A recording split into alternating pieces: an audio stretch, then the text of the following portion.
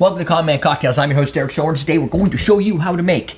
I'm going to do a Valentine, slightly Valentine's themed whiskey sour.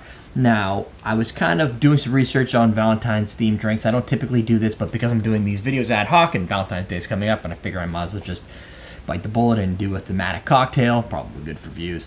I don't like a lot of thematic cocktails because they tend to be designed for the theme and not for the taste. So you get a shitty ass cocktail that looks like the theme.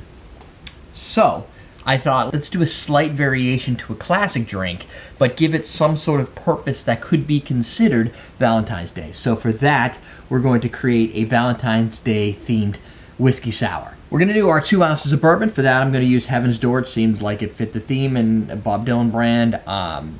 It's not too bad. It's a 10-year bourbon.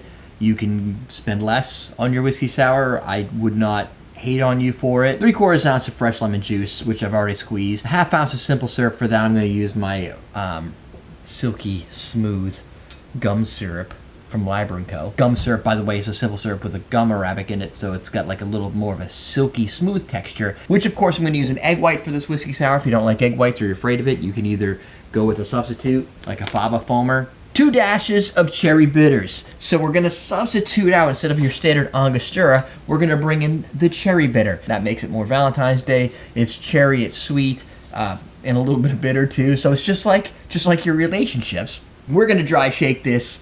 We're going to then add ice. We're going to shake it typical. Then we're going to pour it in here. Maybe we could even try some, I'm going to do a cherry garnish. I might add a little splash of the Luxardo Maraschino cherry juice. If you like Luxardo Maraschino cherries, which you should, you can go to awesomeDrinks.com to pick those up. Let's start by doing the build. Usually you use your cheapest ingredient first. For that, I'm going to go with the lemon juice, especially since I pre-squeezed the lemon juice. And for time, although I did not pre-crack the egg, one of our fans, Peggy Perry, sent me this over. It helps break egg whites and separate the egg from the yolk, so let's play with that. So, crack the egg. Let's put the egg white in here. Come on. You can do it. You can do it. I see why they came up with this design. It is pretty funny. 1/2 ounce simple syrup. Boom. Just because I like it and it's a good excuse for Valentine's Day, let's take just probably 1/8 of a teaspoon of the cool syrupy goodness of the maraschino syrups. This stuff's good. 2 ounces.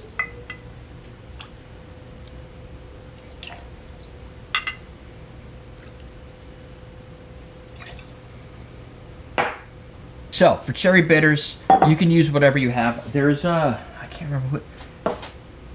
Bitter Cube has the cherry bitters. I can't figure out where mine is. I feel like they have a cherry, or maybe it's cherry bark vanilla bitters. You can use those.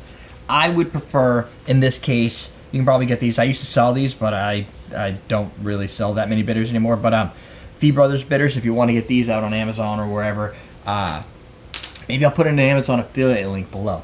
But they aren't necessarily the most traditional bitters because they're more silky than they should be. It's got a lot of glycerin instead of necessarily a high proof alcohol. A lot of bitters tend to have anywhere from like 30 to 40 ABV. These are like probably 2 or 3 ABV, but the silkiness, and it's got that nice sweet bitter cherry to it. So for cherry bitters, I have a hard time not recommending the cherry bitters from Fee Brothers.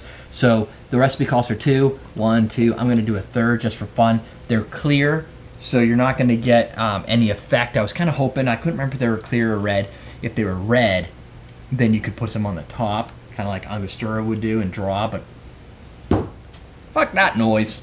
Now, we have an egg white in here. This is where things get fun. Take a napkin if you're so inclined. You're going to put this on top. Now, traditional science, physics happenings that occur at this point is when you put ice in here and you start to shake it. Even if you tumble it back and forth like 3 times, the cold's going to create like this vacuum effect. The metal's going to get colder, so it's going to shrink a little bit, and it's going to tighten around this. We don't have any of that right now. So one option is to just be safer. The other option is, I like to do this, is just take the side that's kind of open and add a little napkin to it, like this, and then you just shake it like this. That way, even if it leaks a little bit, you're not going to necessarily get it all over you.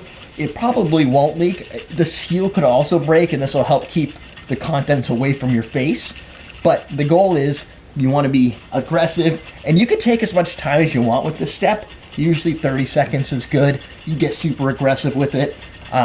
Anything over that, you're probably just getting more exercise than you are creating the foam. But the whole goal here is to take the protein structure of your egg white, emulsify it, integrate it into the product, and create very small, like helix-like bubbles that just tie together really tightly, and they don't break apart as fast, so they don't pop and you end up with nothing. The closest approximation could be like pineapple juice.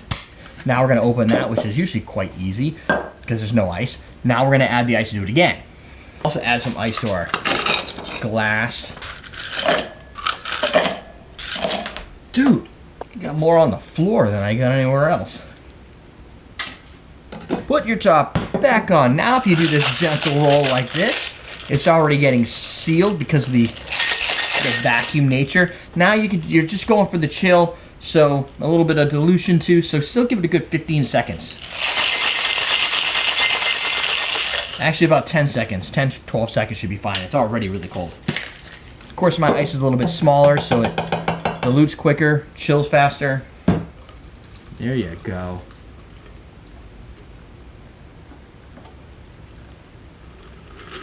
So it looks white right now, but that's going to change over time because it's fully emulsified and it looks almost like a White Russian. And you're done! And there you go, your whiskey sour with a Valentine's Day theme.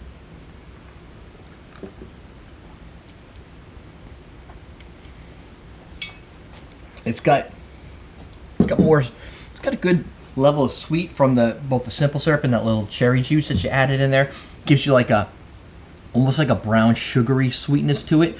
But yet the bourbon, unlike just your traditional rye, which will have that like musky sweetness, but the bourbon really, at least in this case, Heaven's Door and a lot of the bourbons I tend to use, tend to have like a vanilla, oaky, forward flavor to them. So it's very bold. You're getting a lot of that boldness through here. The ABV of this, let's see, it's 100 proof, so you get enough to cut through on a whiskey sour. When you're making a whiskey sour, I wouldn't go with the standard proof. Typically 100, 120 proof. Knob Creek Single Barrel is another good example of that. High-end, high-proof type spirit to really kick through, because you got the egg white, which is going to give you the silkiness, but it's going to start to, it kind of nullifies the flavor a little bit. So you get to have something that really punches through. And that gives you some of that sweetness, and some of the other flavors come through. So that's super nice. I am actually quite surprised at how well this is holding the white color. Typically, there is a little bit more of a whiteness in the top. This just usually gets a little bit darker.